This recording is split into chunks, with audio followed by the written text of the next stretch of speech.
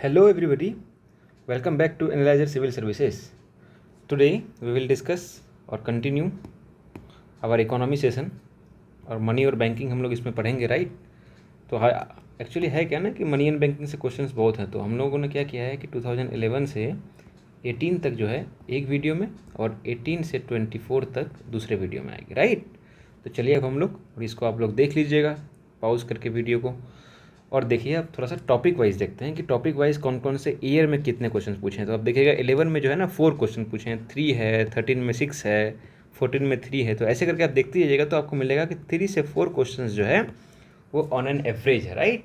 और हम लोग जैसे कि जानते हैं कि 2019 से 24 के बीच में हम लोग नेक्स्ट वीडियो में देखेंगे, तो हम लोग उसमें देख लेंगे, राइट। तो चलिए अब हम लोग डिस्कशन शुरू करते हैं। डिस्कशन में पहला क्वेश्चन है कि the lowering of bank rate by the reserve bank of India leads to more liquidity in the market, less liquidity in the market, no change in the liquidity in the market, mobilization of more deposit by the commercial banks। तो चलिए थोड़ा सा हम लोग देख लेते हैं कि बैंक रेट क्या होता है। बैंक रेट से पहले हम लोग जान लेते हैं एमएसएफ, और एमएसएफ से हम लोग पहले जान लेते हैं रेपो रेट। देखिए जनरली बैंक जो है ना पहले रेपो रेट के थ्रू लोन लेती है, राइट। तो रेपो रेट में क्या होता है, रेपो रेट में आपको क्या बोलते हैं, मॉर्टेज देना होता है। मॉर्टेज कौन सा, government securities only, government securities, या आरबीआई अप्रूव्ड भी आप इसे कह सकते हैं, अप्रूव्ड, ठीक है। और इसमें क्या होता है, ये शॉर्ट टर्म होता है, आपको पता ही है, शॉर्ट टर्म काइंड ऑफ होता है। और रेपो रेट में होता क्या है, बस इतना ही याद लीजिए। एक और इसमें कॉन्सेप्ट है रिवर्स रेपो रेट का, ठीक है, reverse repo rate, repo rate. तो रिवर्स रेपो रेट में जानते हैं कि बैंक देती है आरबीआई को, राइट। तो ये तो खैर दूसरा टॉपिक है। अब आते हैं हम लोग एमएसएफ में। एमएसएफ में क्या होता है, एमएसएफ होता है शॉर्ट टर्म लोन, ठीक है। इसमें होता है मॉर्टरेज, और मॉर्टरेज कौन सा, आप एसएलआर वाला, जो आप एसएलआर में कैश, सिक्योरिटीज़ और लिक्विड फॉर्म में जो रखते हैं ना, तो इसमें जो सिक्योरिटीज़ है इसको आप एसएलआर वाला जो सिक्योरिटीज़ है उसको आप एमएसएफ में रख सकते हैं एज ए मॉर्टगेज, राइट। और ये शॉर्ट टर्म होता है, मतलब less than one year, right. अब आते हैं हम लोग थोड़ा सा बैंक रेट में ये सबसे पहली बात तो है कि मोर देन 1 ईयर होता है, तो इसको हम लोग लॉन्ग टर्म बोलते हैं। फिर इसमें जो है ना मॉर्टरेज नहीं लगता। अब आप लोग पूछेगा इसमें मॉर्टरेज क्यों नहीं लगता। देखिए पहले रेपो रेट में क्या है कि बैंक अपना नीड्स को पूरा करने के लिए, रिक्वायरमेंट्स को पूरा करने के लिए, फाइनेंशियल रिक्वायरमेंट्स को पूरा करने के लिए पहले रेपो रेट लेती है, राइट। रेपो रेट के इंटरेस्ट के थ्रू लोन लेती है। जब फिर वो एग्जॉस्ट हो जाता है ना, एग्जॉस्ट जब हो जाता है तब वो आता है एमएसएफ में। एमएसएफ में जब आता है तो थोड़ा सा तो बैंक भाई, इसीलिए एमएसएफ और बैंक रेट को ना पेनल्टी रेट बोला गया। थोड़ा ध्यान से सुनिएगा इस बात को कि आपने एग्जॉस्ट कर दिया, एग्जॉस्ट करने के बाद भी आप अपना रिक्वायरमेंट को फुलफिल नहीं कर पाए, इसका मतलब आपका मैकेनिज्म ठीक नहीं चल रहा है, तो आप चलेगा एमएसएफ चलेगा। और एमएसएफ में थोड़ा सा इंटरेस्ट ज़्यादा होगा, और मॉर्टगेज भी लगेगा, लेकिन थोड़ा सा आपको ये मिलेगा कि आप एसएलआर में जो जमा करके रखे हैं ना, आप उसी को मॉर्टगेज दे सकते हैं, लेकिन आपको इंटरेस्ट रेट जो है आपको ज़्यादा हाई मिलेगा इसमें, इसलिए इसको पेनल्टी रेट भी बोला गया। अब आते हैं बैंक रेट में।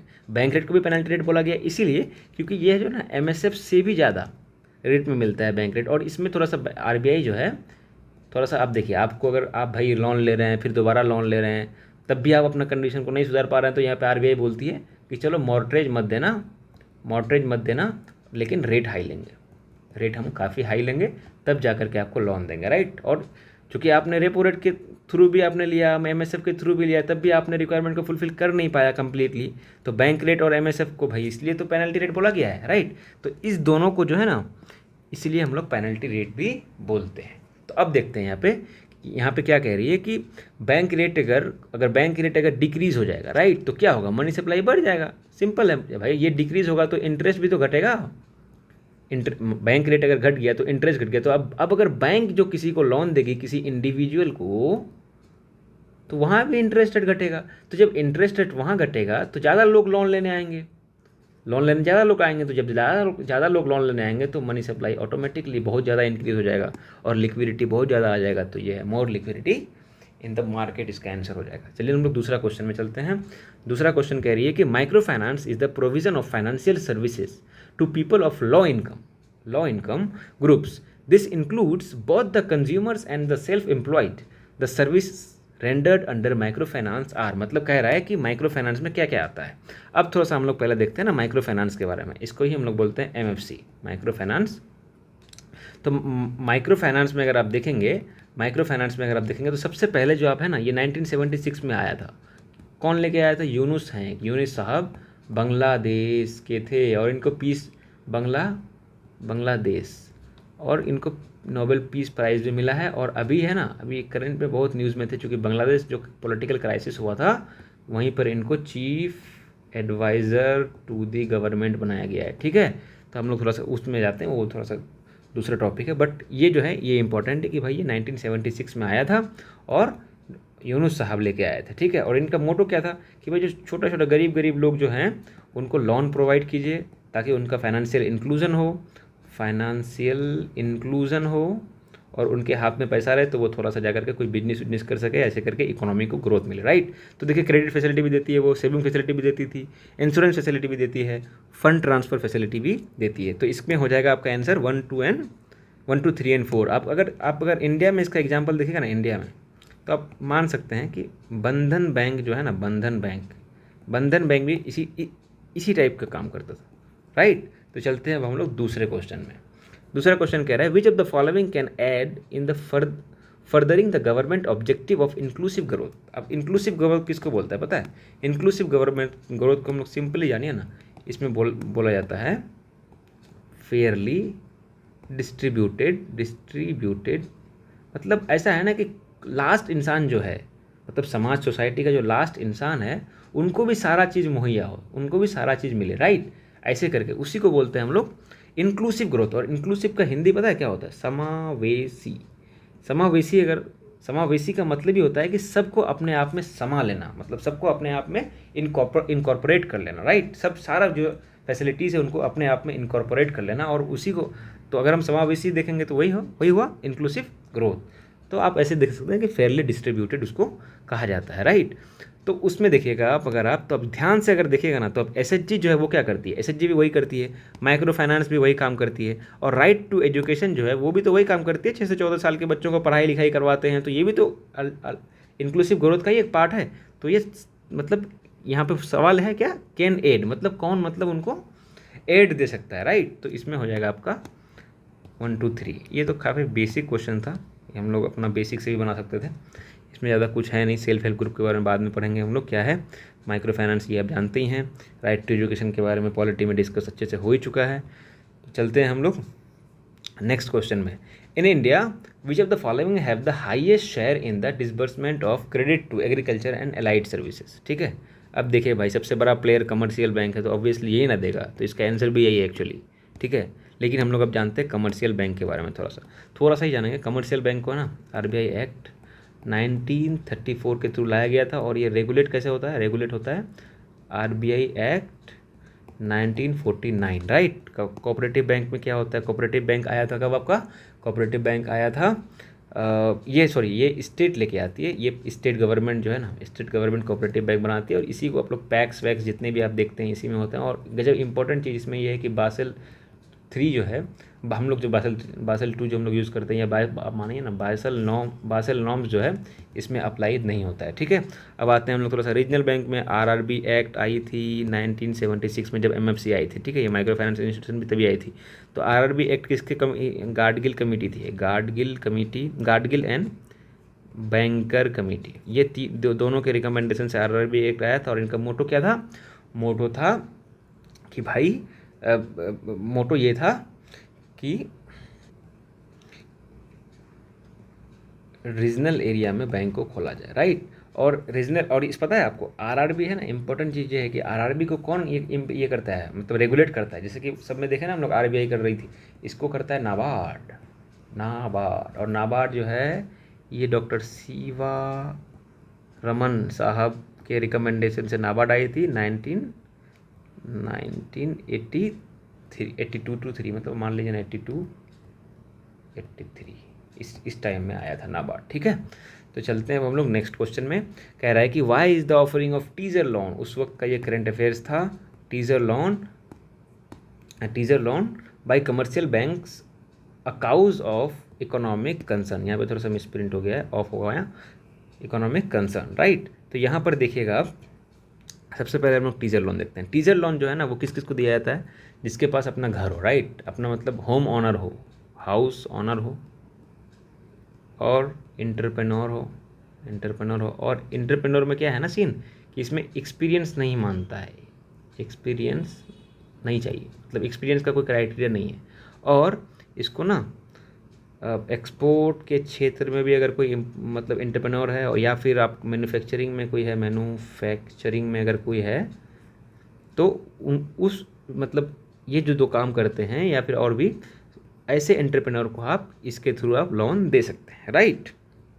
लेकिन इसमें प्रॉब्लम क्या थी ना कि पहले ये जब स्टार्टिंग में लोन देती थी ना, स्टार्टिंग में मतलब मान के चलिए कि आप 5 साल के लिए लोन लिए, तो आप 2 साल के लिए उनको बोला जाता था, 5 साल के लिए लोन लिए ना, तो 2 साल के लिए बोला गया कि आपका इंटरेस्ट रेट जो है वो 2% रहेगा, ठीक है। लेकिन आफ्टर 2 ईयर्स बोलते कि आपका इंटरेस्ट रेट जो है आपका 8% हो गया, ठीक है। तो काइंड ऑफ ये एकदम मतलब ये डार्क वाली चीज़ थी कि काफ़ी अंधेरे में कस्टमर को रख करके आप ऐसे करना कि पहले 2% ले रहे हैं, बाद में 2-3 साल बाद आप 8% बोलिएगा, तो ऐसे करके थोड़ा सा इशू होने लगा। तो वहीं उस वक्त करंट में था न्यूज़। तो ऑप्शंस कह रहा है कि the teaser loan are consider to be an expect of sub prime lending, देखिए मैथ्स का वर्ड है, sub prime lending and banks may be expose to the risk of defaulter. ये स्टेटमेंट बिल्कुल सही है, ठीक है, क्योंकि सब प्राइम लेंडिंग ही होता है, मतलब बार बार ऐसे करके।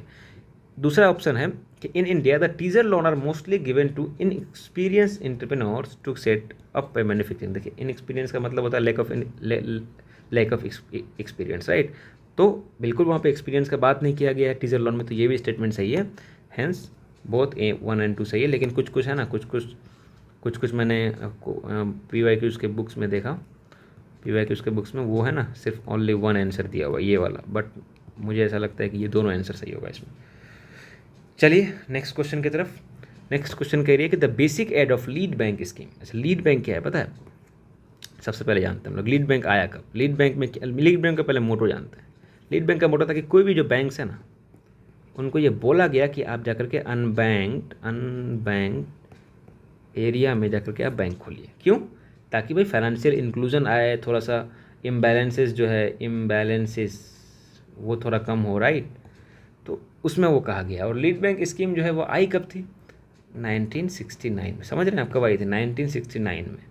तो क्या था इसमें, मतलब बैंक हो चाहे प्राइवेट हो या नेशनलाइज्ड हो, कोई भी बैंक जाकर के कोई भी अनबैंक्ड एरिया में या किसी डिस्ट्रिक्ट को वो चुनेगा, उस डिस्ट्रिक्ट में पर्टिकुलर डिस्ट्रिक्ट होगा, एक डिस्ट्रिक्ट होगा, उस डिस्ट्रिक्ट में जाकर के वो बैंक का मतलब नया बैंक बनाएगा। कोई भी बैंक, मतलब SBI हो सकती है, अभी मान लीजिए HDFC है, कुछ भी बैंक, एक डिस्ट्रिक्ट को चुनना होगा और वहाँ पे जाकर के अपना बैंक सर्विसेज देना होगा। तो यहाँ पे क्या है options, big bank should try to open office. भाई बिग बैंक का तो बात ही नहीं है, फिर ऑल बैंक्स की बात कर रही है। There should be stiff competition among the various nationalized bank, ऐसा भी नहीं है।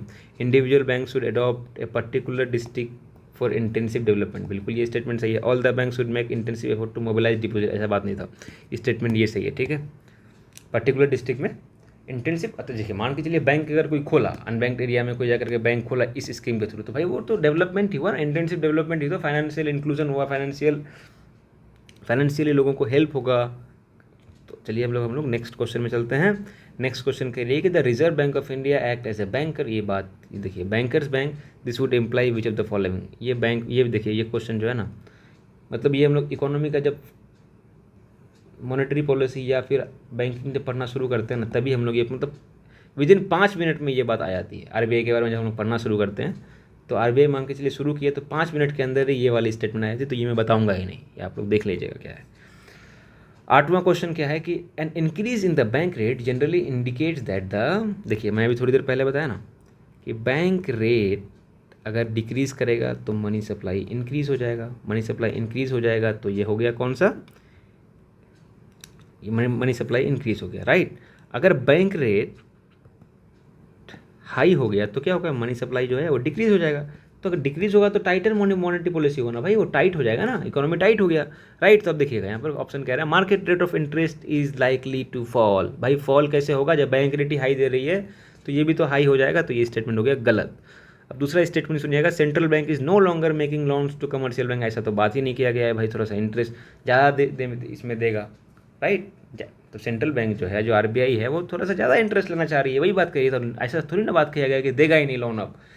तीसरा स्टेटमेंट कह रहा है कि central bank is following an easy money policy. ऐसा नहीं है, ईजी मनी पॉलिसी तब होता है जब बैंक रेट जो है वो डिक्रीज होता है, राइट।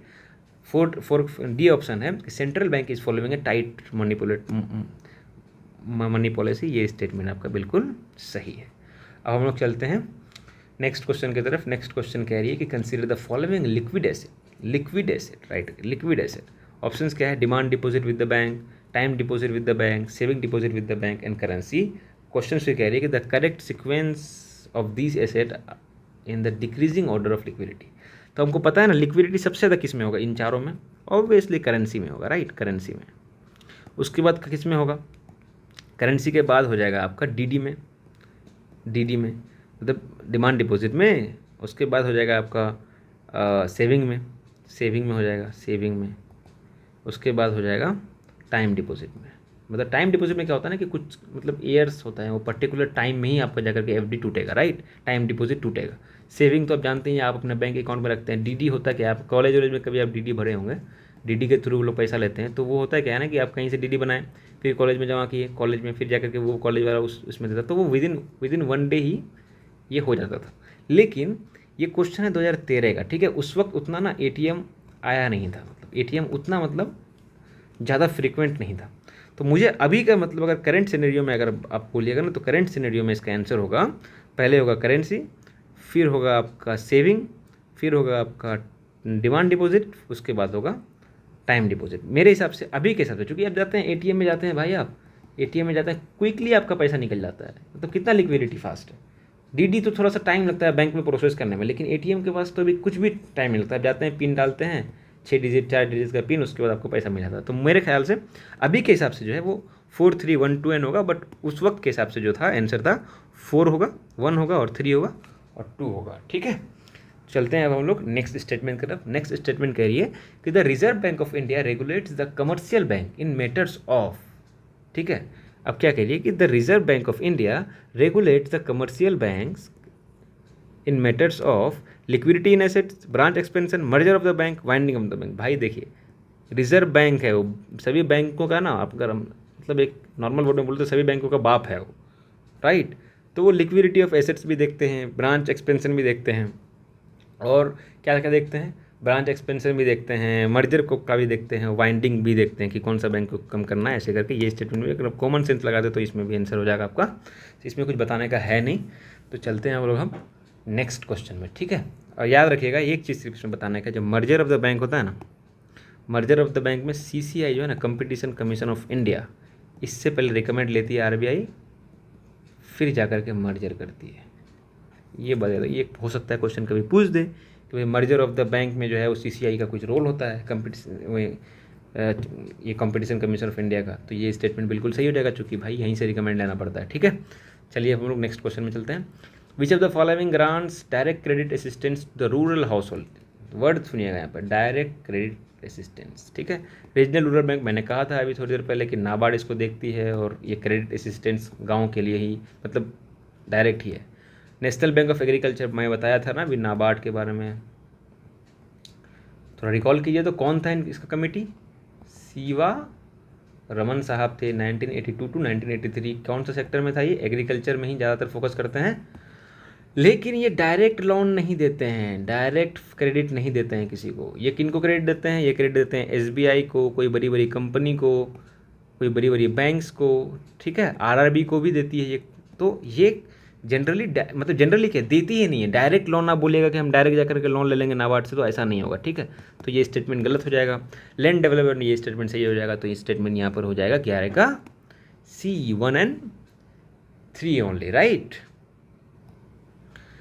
अच्छा, यहाँ पर लैंड डेवलपमेंट बैंक है ना, एक लैंड डेवलपमेंट बैंक, तो इसके बारे में भी थोड़ा जान लेते हैं। हम लोग उस वक्त नहीं देखे थे, चूँकि देखिए हम लोग रीजनल बैंक भी देख चुके हैं, नाबार्ड भी देख चुके हैं, तो यहाँ पर आ गया आप land development bank. Land development में क्या होता है ना कि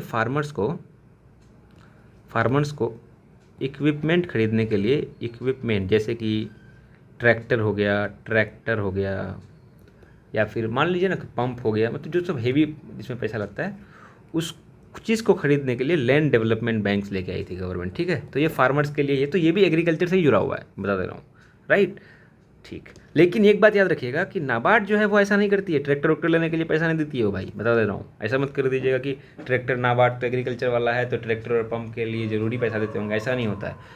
ट्रैक्टर, पंप, ये सब खरीदने के लिए फार्मर को जो है वो लैंड डेवलपमेंट बैंक ऑथराइज्ड है, वही देती है, राइट।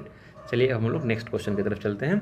नेक्स्ट क्वेश्चन कह रही है कि priority sector lending by the banks in India constitutes the lending to agriculture, micro and small enterprises, weaker section, all of the above. देखिए पीएसएल जो है ना, थोड़ा सा सॉरी पीएसएल जो है ना, पीएसएल के बारे में थोड़ा सा हम लोग जानते हैं, ठीक है।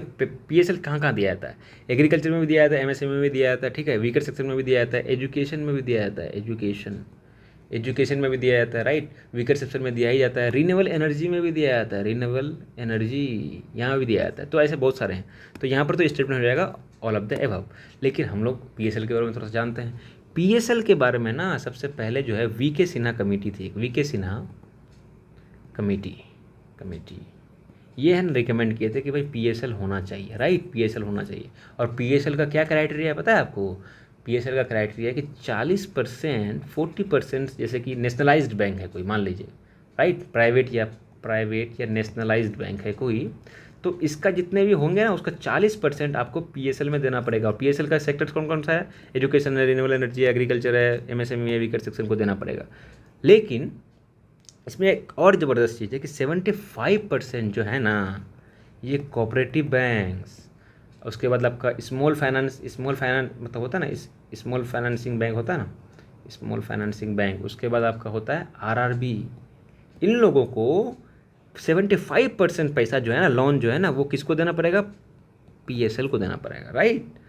अब हम लोग थोड़ा सा हम लोग देखते हैं कि, और इसको लोन देना मतलब मैंडेटरी है, ऐसा नहीं है कि मैंडेटरी नहीं है, मैंडेटरी है। लेकिन 2016 में जो है ना एक रूल लेके आई गवर्नमेंट, रूल ये लेके आई कि अगर मान लीजिए कि आप पीएसएल 40% या 75% फुलफिल नहीं कर पा रहे हैं, राइट, तो आप क्या कीजिएगा ना, एक RIDF नाम से एक सर्टिफिकेट होता है, राइट, इस सर्टिफिकेट को आप खरीद लीजिए। पीएसएल इसी को बोलते हैं हम लोग, पीएसएल सर्टिफिकेट इसी को बोलते हैं। ये क्या होता है? रूरल इंफ्रास्ट्रक्चर, इसका फुल फॉर्म है rural infrastructure, right, rural infrastructure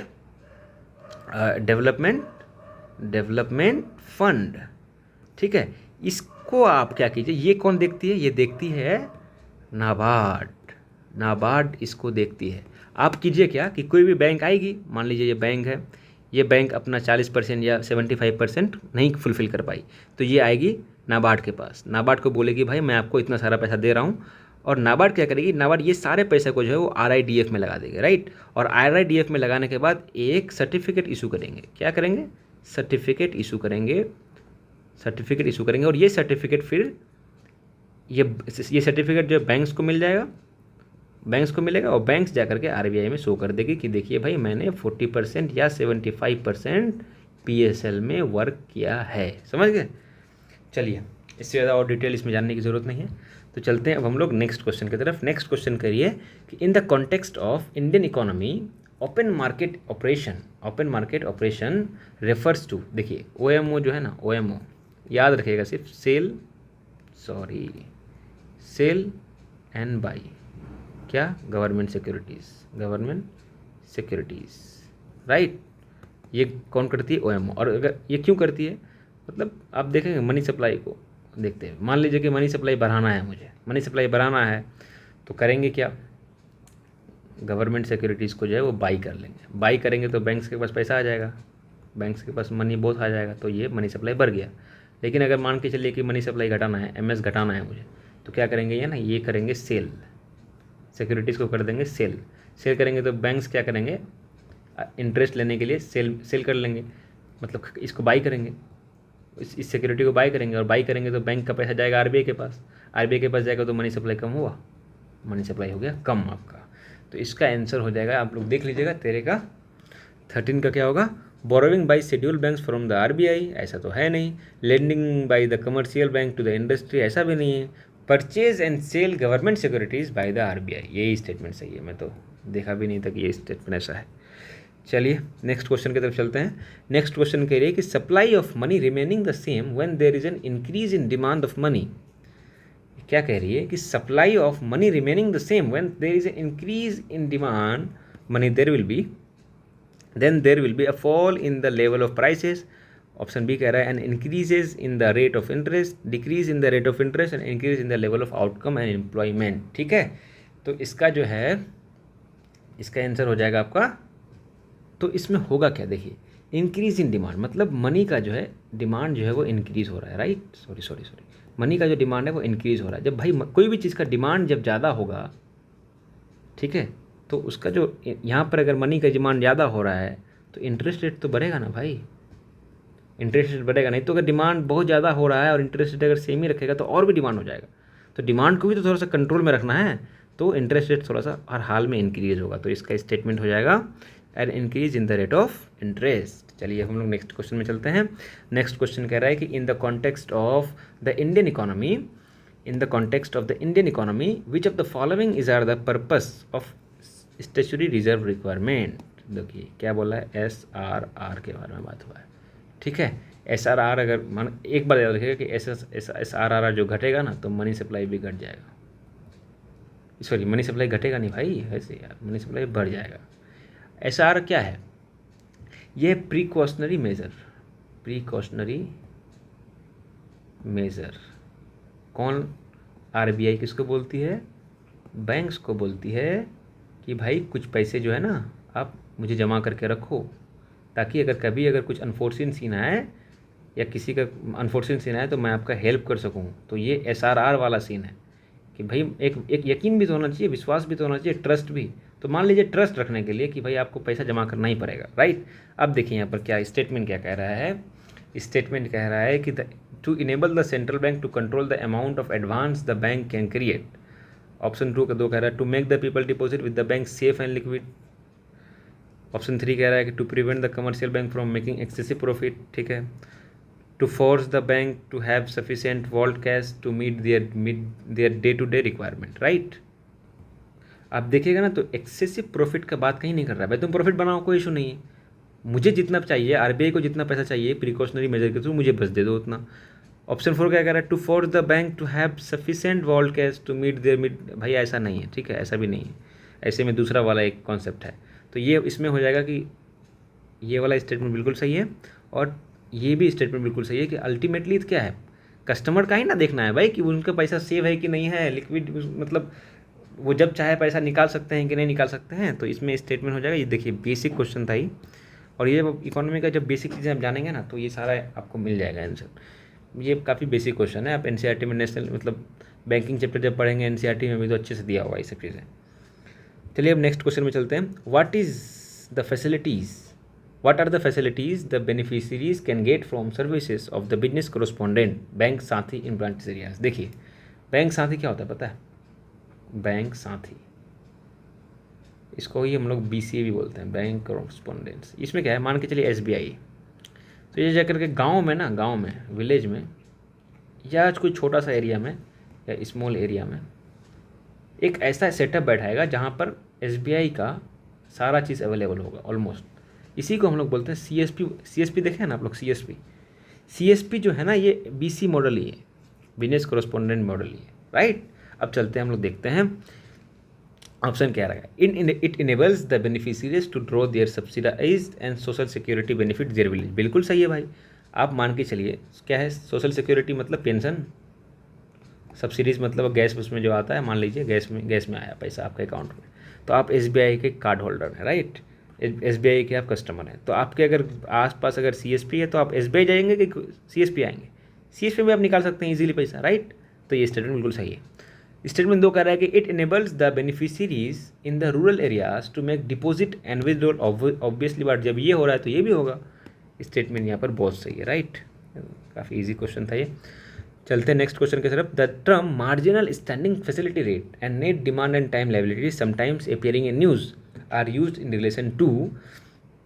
आप देखिएगा ना कि मार्जिनल स्टैंडिंग फैसिलिटी रेट किसको बोलता है पता है, इसको बोलता है, थोड़ी देर पहले अभी हम लोग पिछले लेक्चर में डिस्कस किए थे ना MSF के बारे में, वही है भाई, वही है MSF। बोले थे ना रेपो रेट होगा, फिर एमएसएफ पे लिया जाएगा, फिर बैंक रेट पे लिया जाएगा, तो वही स्टेटमेंट है। तो ये किस चीज़ से रिलेटेड है? हाँ, सिंपली बात है, ये हम लोग supply and demand agriculture banking operation से रिलेटेड है, ये आंसर होगा। बैंकिंग ऑपरेशन है भी। चलिए आंसर क्वेश्चन देखते हैं 18वां नंबर। With reference to Indian economy consider the following: bank rate, open market operation, public debt and public revenue. देखिए बैंक रेट के बारे में हम लोग पढ़े हैं अभी कि ये इंडियन इकोनॉमी के इसमें है, ठीक है। ओपन मार्केट भी इंडियन मतलब हम लोग पढ़े हैं। पब्लिक डेट और पब्लिक रेवेन्यू ये भी इकोनॉमी का ही टर्म है, राइट। ये फिजिकल डेफिसिट में होता है, एफडी में। फिजिकल डेफिसिट में हम लोग पढ़ेंगे कि what is public debt and public revenge बोलता हूँ, रेवेन्यू। तो क्वेश्चन कह रहा है विच of the above R component of monetary policy. तो भाई मॉनेटरी पॉलिसी और बैंकिंग का जो है ना, ये दोनों ही कंपोनेंट है, ये आप लोग जानते ही होंगे, क्या ही बताऊँ इसमें। 1 और 2 पब्लिक डेट और पब्लिक रेवेन्यू के बारे में हम लोग डिस्कस करेंगे, मतलब होलिस्टिकली डिस्कस करेंगे हम लोग, जब हम लोग एफडी जाएंगे, तब फाइनेंशियल, जब हम लोग पब्लिक फाइनेंस में आएंगे ना, पब्लिक फाइनेंस में, तब जाकर के वहाँ डिस्कस करेंगे। अभी खामा वीडियो लंबा हो जाएगा, ऐसी बहुत 30 मिनट्स का वीडियो बन चुका है। नेक्स्ट क्वेश्चन में चलते हैं। बासल 3 एकॉर्ड और simply basal 3 often seen in news. देखिए बासल 3 क्या था? बासल नॉर्म्स था क्या? रिस्क मैनेजमेंट था भाई, रिस्क मैनेजमेंट करने के लिए बैंक को बोला गया था कि आप जो लोन देते हैं ना, तो रिस्क ऐसे मतलब उन्होंने बता दिया था कि ये क्राइटेरिया होना चाहिए, ऐसे ऐसे करके लोन दो, ठीक है, ये पॉइंट बता दिए। तो उसी पॉइंट को लेकर के बैंक देती थी लोन। तो बैंक अगर इसको देती, इस पॉइंट्स को अगर देखते हुए लोन देगी, तो ऑब्वियसली ये रिस्क मैनेजमेंट ही तो हुआ, ठीक है। तो अब देखिए ऑप्शन क्या कह रही है कि develop national strategies for the conservation and sustainable use of biological diversity. भाई ये कैसे हो जाएगा? To improve banking sector ability to deal with financial and economic stress and improve risk management, ये स्टेटमेंट सही है। Reduce the green house gas, statement गलत है। Transfer technology from develop countries to, ये भी स्टेटमेंट गलत है। ये हम लोग बासेल लोन के बारे में अगर आप देखिए, बासेल लोन के बारे में जो ही आपको याद आएगा ना, तो आपको सिर्फ एक ही चीज़ याद आएगा कि भाई लोन डेट, ये लोन और क्या बोलते हैं उसको, लोन बोलते हैं। और जो लोन स्ट्रेस हो जाता है, जो पैसा देना नहीं चाहते हैं, स्ट्रेस हो जाता है, फिर उसके बाद नॉन परफॉर्मिंग एसेट्स जो बन जाता है बाद में, तो उसी चीज़, वही सब चीज़ आपको याद आएगी। तो आप ये स्टेटमेंट को बना सकते हैं। ये स्टेटमेंट कैसे, ये स्टेटमेंट होगा यार, इम्प्रूव बैंकिंग सेक्टर एंड ये वाला, ठीक है। तो चलिए हम लोग, ये हम लोग का कोर सब्जेक्ट में ही है बैसल नॉर्म, तो हम लोग वहीं पे पढ़ेंगे भाई। यहाँ पे हम लोग जब बुक्स पढ़ेंगे तो बैसल 3 एकॉर्ड के बारे में पढ़ते ही हैं, तो आप थोड़ा रिवीजन कर लीजिएगा वहाँ से। चलिए नेक्स्ट क्वेश्चन चलते हैं। When the reserve bank of India reduces the statutory liquidity ratio by 15 basis point, which of the following is likely to happen, right. SLR क्या होता है? एसएलआर होता है कि भाई कुछ परसेंट जो है बैंक को कैश सिक्योरिटी या लिक्विडिटी, मतलब लिक्विडिटी को सही से रखने के लिए कैश सिक्योरिटी के फॉर्म में आपको रखना होगा, राइट, कुछ परसेंट। अब मान लीजिए लेट से कि 18% आपका है एसएलआर, ठीक है। तो मतलब 100 रुपये का 18 रुपये आपको रखना होगा एसएलआर में। लेकिन अगर मान के चलिए कि एसएलआर का रेट घटा दिया 12%, तो इसका मतलब है कि 100 से 12 रुपये आपका जाएगा, तो कितना हो जाएगा आपका 88 रुपये। यहाँ पे बच रहा था आपका 82 रुपये, यहाँ पे बच रहा है आपका 88 रुपये। जब आपके पास ज़्यादा पैसा है तो ऑब्वियसली इंटरेस्ट रेट घटेगा कि नहीं घटेगा? पैसा ज़्यादा है भाई, मैं जितना लोगों को मन करेगा दूंगा, इंटरेस्ट रेट कम दूंगा तब ना लोग ज़्यादा आएंगे, इंटरेस्ट रेट कम दूंगा तब ना आएंगे। तो इसमें क्या होगा आंसर बताइए? इस पर आंसर होगा India GDP growth rate increases drastically. ऐसा कैसे हो जाएगा भाई? फॉरेन इंस्टीट्यूशनल इन्वेस्टर्स में ब्रिंग मोर कैपिटल, ये इसमें कोई बातें नहीं। शेड्यूल्ड कमर्शियल बैंक में cut their lending rates, yes, it में ड्रास्टिकली रिड्यूस द लिक्विडिटी। ये कैसे होगा? ये तो बढ़ाएगा लिक्विडिटी यार, कैसे घटा देगा? ये बढ़ाएगा लिक्विडिटी, बढ़ाएगा, ठीक है। चलिए नेक्स्ट क्वेश्चन चलते हैं। प्रधानमंत्री जन धन योजना हैज़ बीन लॉन्च फॉर, ये आप लोग को पता ही होगा क्यों किया था, फाइनेंशियल इंक्लूजन के लिए किया गया था। और ये 2014 में ही किया गया था आई थिंक। 15 अगस्त को पीएम मोदी साहब जो है ना, वो मतलब लाल किला से इनके बारे में बोले थे, और सितंबर के आसपास आई थिंक ये लॉन्च हुआ था। मुझे एग्जैक्ट डेट याद नहीं, वैसे यूपीएससी में भी ये डेट पूछते नहीं, मैं ऐसे ही बता दे रहा हूँ। तो चलते हैं हम लोग नेक्स्ट क्वेश्चन की तरफ। नेक्स्ट क्वेश्चन है what are the purposes of the marginal cost funds based on lending rate, मतलब MCLR announced by RBI। MCLR क्या है? MCLR कुछ नहीं है, MCLR है आपका लेंडिंग रेट जो है ना, लेंडिंग रेट में, लेंडिंग रेट कैसा होगा बैंक्स का, इसमें ट्रांसपेरेंसी लाने के लिए ट्रांसपेरेंसी, अकाउंटेबिलिटी, ये सब लाने के लिए, फेयरनेस लाने के लिए MCLR को लाया गया। पहले क्या होता था ना कि जिसको जितना मन हो रहा था भाई वो लेंडिंग रेट रख लेता था, ऐसा नहीं है। अब MCLR भाई गाइडलाइन देती है, ठीक है, तब जा करके MCLR के मतलब MCLR एक सेट कर दिया कि भाई इतना % होना चाहिए, इतना % होना चाहिए, उसके बाद ही कोई बैंक इसी के अकॉर्डिंग लेता था, ठीक है ना, मतलब अपने बोरोवर्स को मतलब लेंड देता था, राइट, मतलब लेंडिंग देता था, लेंड नहीं, मतलब लेंड, राइट। तो चलिए अब हम लोग नेक्स्ट ऑप्शंस देखते हैं हम लोग। This guidelines helps improve the transparency in the methodology followed by banks to determine the interest rate on advances. This guideline can help ensure availability of bank credit at interest rate which are fair to be borrower as well as the bank। क्या होगा इसका answer, आप बताइए। इसका answer हो जाएगा दोनों भाई, ये दोनों है। मैं आपको थोड़ी देर पहले बताया ना कि फेयर की बात करता है, ये फेयर कहाँ गया, फेयर एंड इम्प्रूवमेंट, और इंटरेस्ट रेट्स ट्रांसपेरेंसी भी बताया था मैं, तो ये स्टेटमेंट दोनों सही है। चलिए अब हम लोग दूसरा क्वेश्चन में आते हैं। क्वेश्चन कह रहा है कोर बैंकिंग सोल्यूशन जो है वो समटाइम्स इन न्यू यूज होगा। तो कोर बैंकिंग सोल्यूशन होता क्या है पता है? कोर बैंकिंग सोल्यूशन होता है like internet banking. Internet banking आप यूज़ करते हैं ना, यही होता है कोर बैंकिंग सोल्यूशन। उसका मतलब बहुत सारा ऐसे करके इस टाइप का होता है। तो एक ही चीज़ में मतलब आपको एक ही एप्लीकेशन मिला, ठीक है, वहीं पे आपको सब टाइप का मतलब फैसिलिटी मिल रहा है, कोर बैंकिंग सोल्यूशन है, ठीक है। तो यहाँ पर क्या है, it is a network of banks branch which enables customer to operate their account from any branch of the bank और its network regardless of where they open their accounts, ठीक है। दूसरा स्टेटमेंट कह रहा है it is effort to increase RBI control over bank. भाई RBI control कैसे करेगी, यहाँ तो पब्लिक की बात हो रही है। It is detail procedure by which a bank huge non performing asset. ऐसा कहाँ है यार, नॉन परफॉर्मिंग एसेट के बारे में कहाँ बात किया गया है, वो तो बार्सिलोना की बात कर किया था। तो ये स्टेटमेंट आपका हो जाएगा सही, वन ओनली। तो चलते हैं हम लोग नेक्स्ट क्वेश्चन की तरफ। नेक्स्ट क्वेश्चन कह रहा है, इसमें कुछ बताने का बात है ही नहीं, इसमें डायरेक्ट तो कोर बैंकिंग सोल्यूशन आप जानते हैं तो बनाइए, अदरवाइज मत बनाइए। कोर बैंकिंग सोल्यूशन उस वक्त न्यूज़ में रहा होगा तो आ गया होगा क्वेश्चन। चलिए नेक्स्ट क्वेश्चन में आते हैं। The establish of payment bank is being allowed in India to promote financial inclusion. Option है mobile telephone companies and supermarket chains that are owned and controlled by resident are eligible to be promoter of payment bank. Payment bank can issue both credit and debit card. Payment bank can not undertake lending. ठीक है, तो देखते हैं थोड़ा सा इसको detail में, right, इसको थोड़ा सा डिटेल में देखते हैं। अरे यार पेज होगा नहीं, पेज इसी में एडजस्ट करना पड़ेगा, हो नहीं पा रहा है। तो चलिए देखते हैं थोड़ा सा पहले देखते हैं हम लोग पेमेंट बैंक। तो पेमेंट बैंक से इसी को बोलते हैं हम लोग डिफरेंशिएटेड बैंक। दो टाइप का होता है, small financial bank SMF, small finance bank, और होता है आपका payment bank PPB, payment bank. देखिए ये जो है ना स्मॉल फाइनेंस बैंक को है ना ऊषा थॉरट कमेटी ये दिया था, और ये था नचिकेत मोर कमेटी का रिकमेंडेशन, नचिकेत मोर कमेटी, राइट। और अब देखिएगा अगर आपको तो SFB जो है ना, SFB और आपको PB में आपको डिफ्रेंशिएट करके बताता है। ये है आपका जो है क्रेडिट कार्ड जो है ना, क्रेडिट कार्ड समझ गए, क्रेडिट कार्ड ये दे सकती है, क्रेडिट कार्ड ये दे सकती है, ये नहीं दे सकती है, राइट। तो समय मिटा देता हूँ। उसके बाद आप देखिएगा ऐसे करके बना देता हूँ, क्रेडिट कार्ड दे सकती है, नहीं दे सकती है। लोन जो है, लोन ये दे सकती है, ये नहीं दे सकती है। बट इसमें एक एक्सेप्शन है कि ये गवर्नमेंट को ना लोन दे सकती है। गवर्नमेंट का कुछ अगर गवर्नमेंट बैंक्स हो उसको ये लोन दे सकती है, बट ऐसे जनरली आम पब्लिक को नहीं दे सकती है, ठीक है। उसके बाद FDI जो है, दोनों में FDI 74% है, ठीक है, FDI 74% है।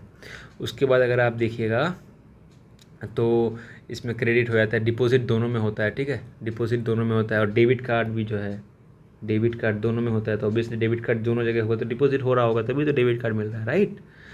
और इसमें ना स्मॉल फाइनेंस बैंक में क्या है, एक चीज़ है इंपॉर्टेंट, वो जानिएगा, अच्छा बता देता हूँ, इंपॉर्टेंट उतना नहीं है फिर भी बता दे रहा हूँ।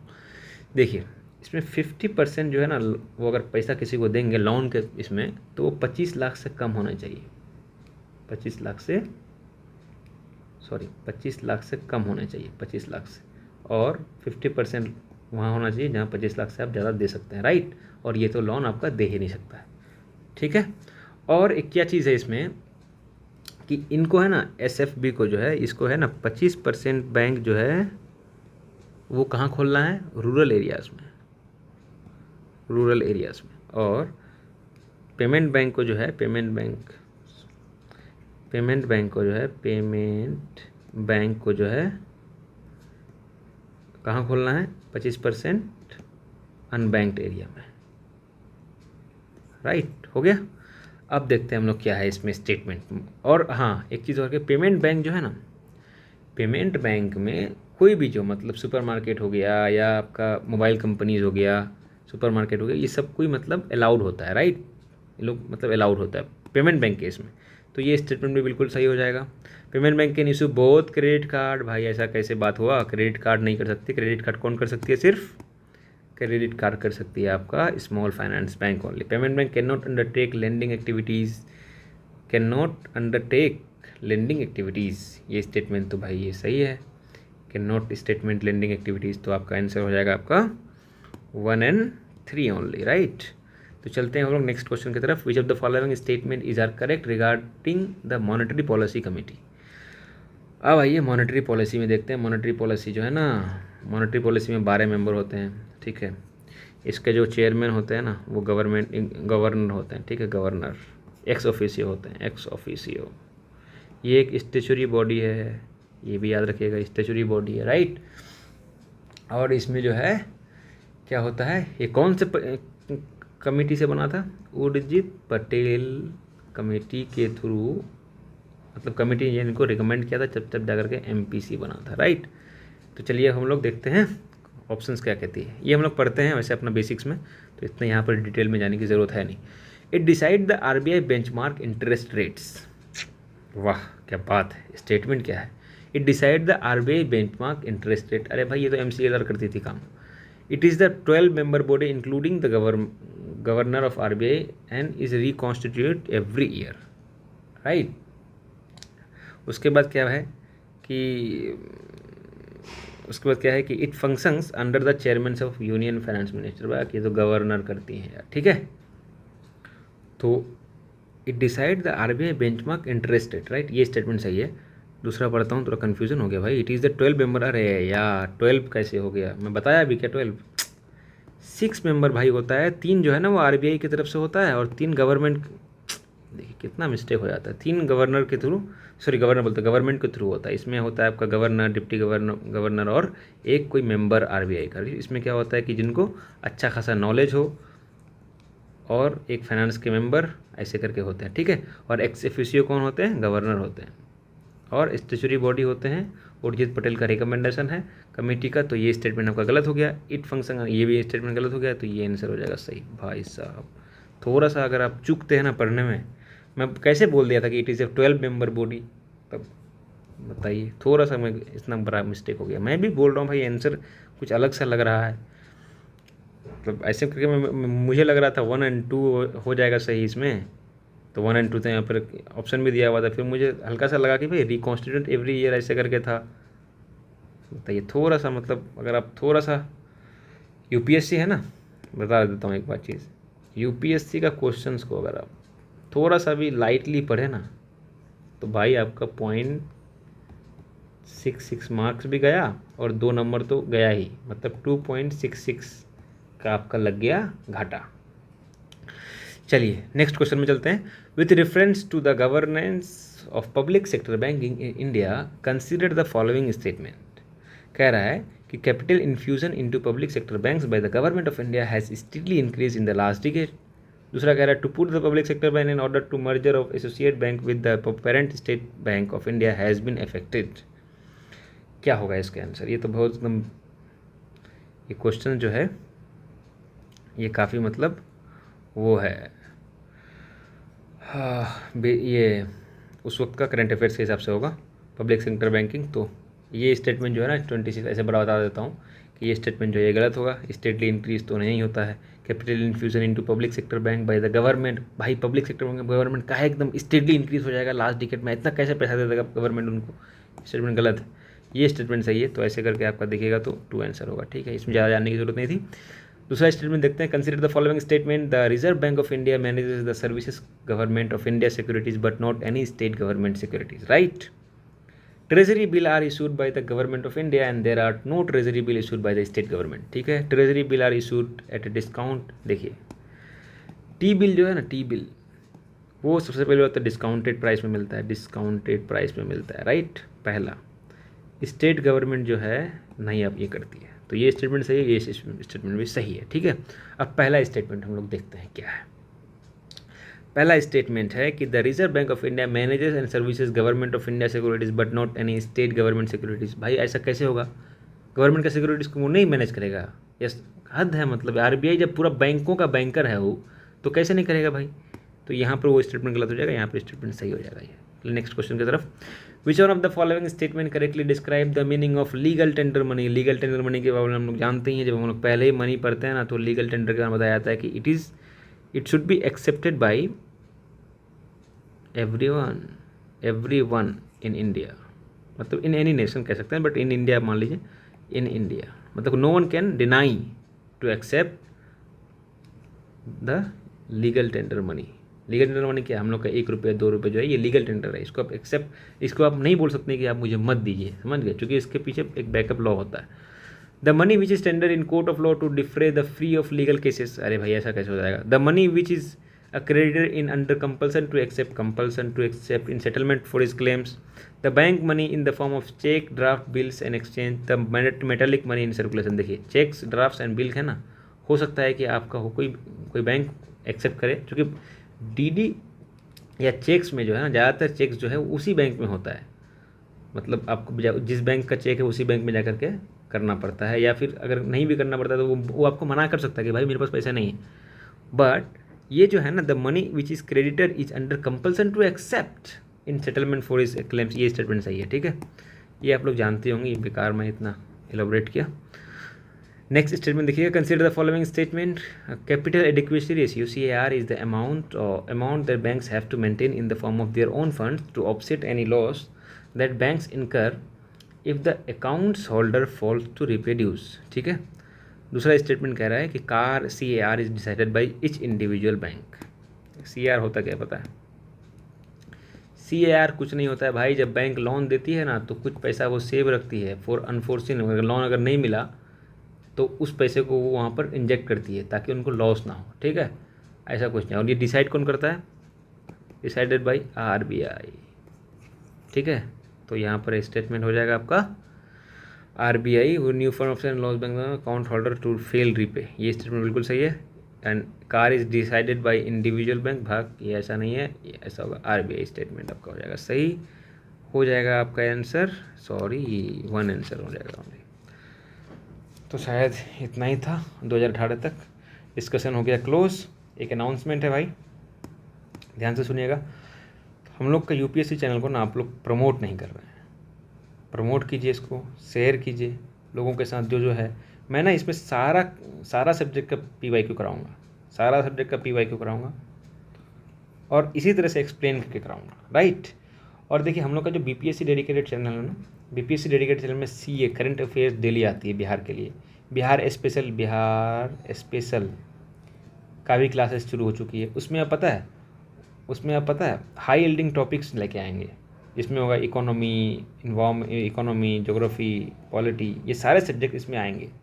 तो इसको भी आप लोग सब्सक्राइब कर लीजिए। अगर आप लोग कोई BPSC का देने वाले हैं एग्ज़ाम, तो इसको आप लोग सब्सक्राइब कर लीजिए। एनालाइजर GS लिखिएगा यूट्यूब में, या इसको आप लोग टेलीग्राम में सर्च कीजिएगा तो आपको मिल जाएगा। ठीक है, तो ठीक है, अपना बहुत बहुत ख्याल रखिए। Thank you for your patience and support. Thank you.